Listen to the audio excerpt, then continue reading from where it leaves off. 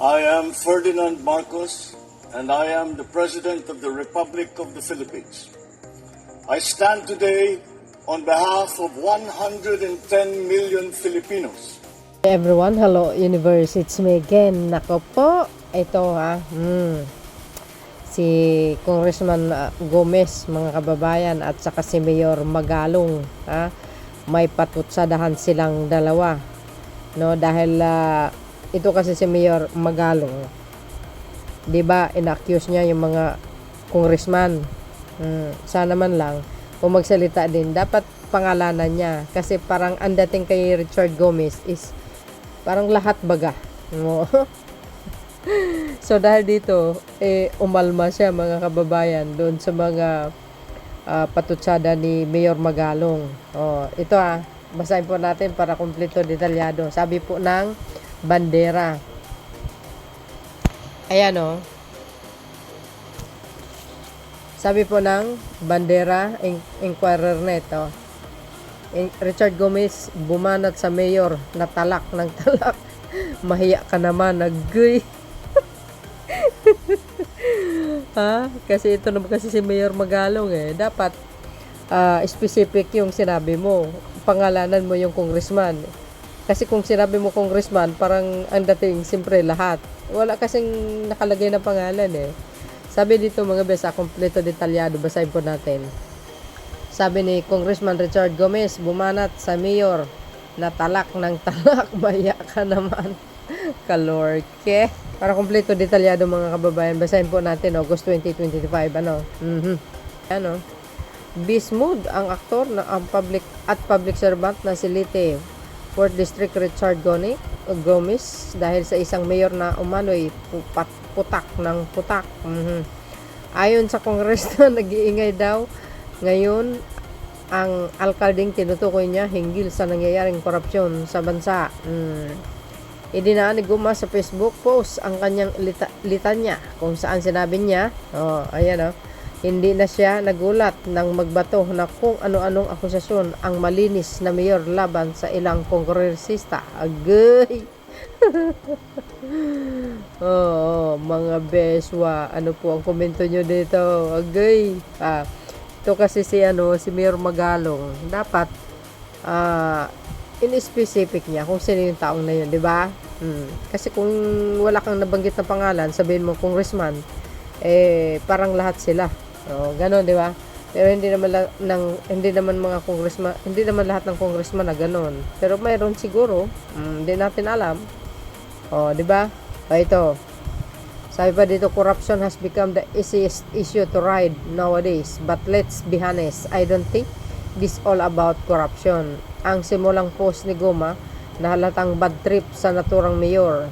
Pagpapatuloy niya, if this is about his own congressman who happens to bring in more projects for his district than he can for his city, don't include all of us.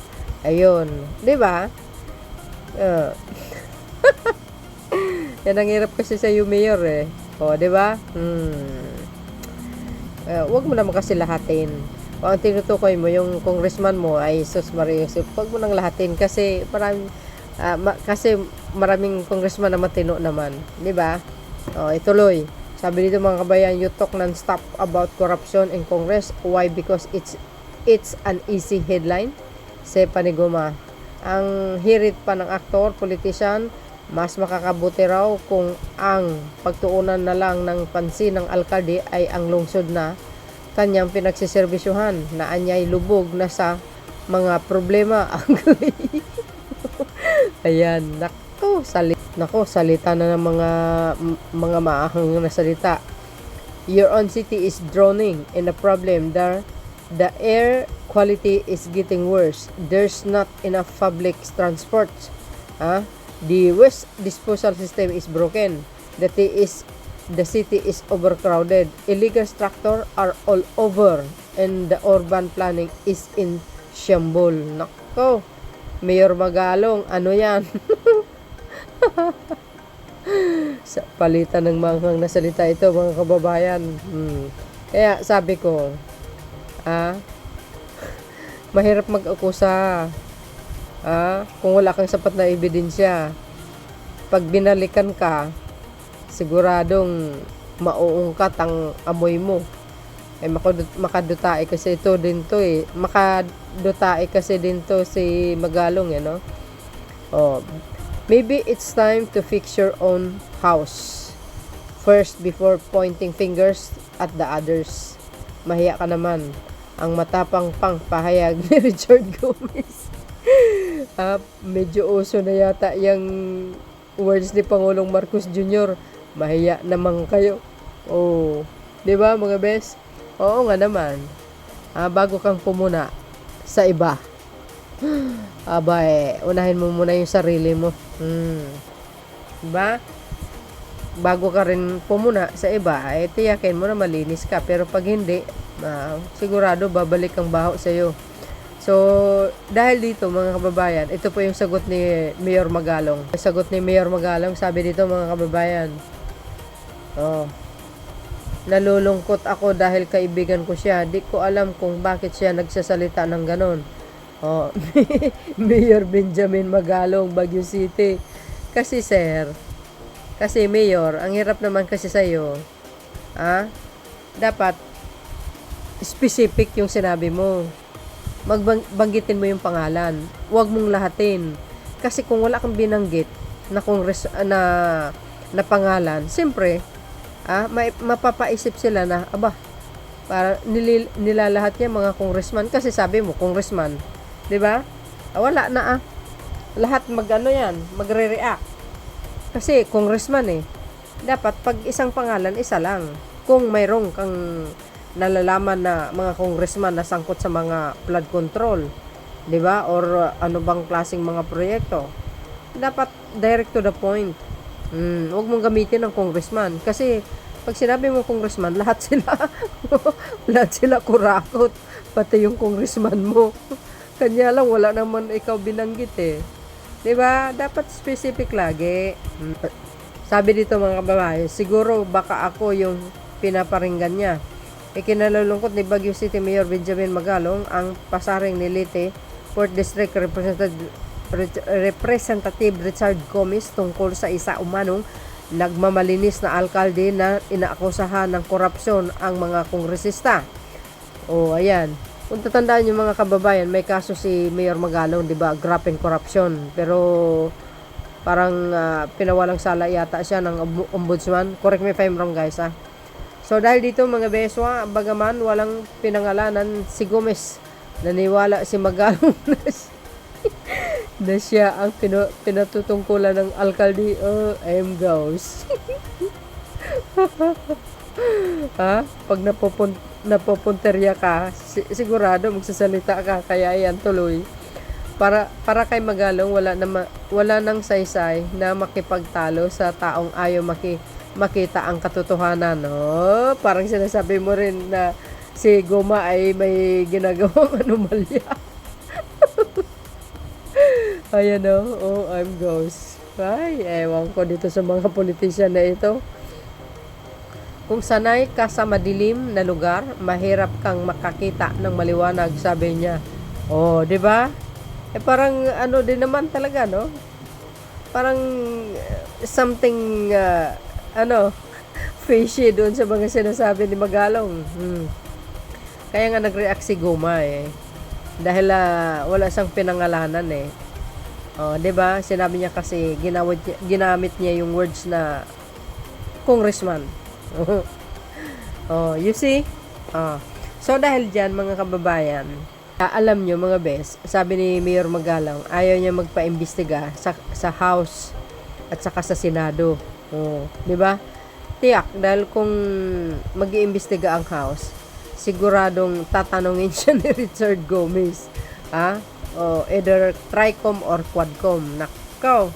So, edi dapat doon sa court, dapat si Mayor Magalong magsampa siya ng kaso doon sa korte kung talagang malakas ang ebidensya niya laban dito sa mga congressman na ano niya, na sa tingin niya may congressman na nasasangkot, di ba? So, dapat yan, sampan mo ng kaso. Kung talagang malakas ang ebidensya mo. Pero mahirap din mag-akusa. Pero mahirap mag-akusa at mahirap din patunayan kung wala kang sapat na ebidensya, mga kababayan. So, dahil dyan, hindi rin talaga nagpapahuli si dating Senator Trillanes, mga kababayan. O ito, basahin ko sa inyo. So, ito mga kababayan, ang sinabi ni Antonio Trillanes, mga kababayan. Sabi dito, well, Mayor Magalong also revealed to the public the congressman who are behind the 36 billion. Oh my goodness. Ito isa-isang nang lumabas yung mga baho nila, mga kababayan. Who are behind the 36 billion peso rock knitting scam in Benguet Mountain Province during the Duterte administration. Agay, paktay na. Nako. Inumpisahan nyo. For sure, tatapusin ni dating Senador Antonio Trillanes, mga kababayan. Naku po. O, ayan. Nilabas na ang baho ni Mayor Magalong.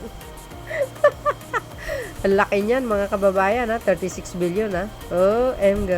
Rock knitting scam in Benguet Mountain Province during Duterte administration. Woohoo!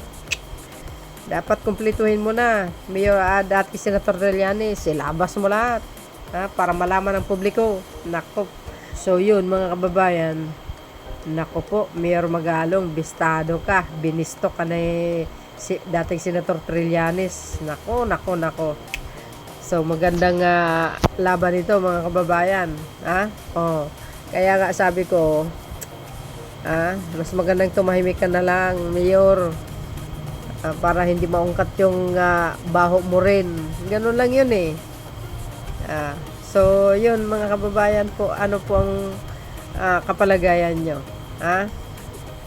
See you again on my next upload video. Bye and babush. God bless Philippines.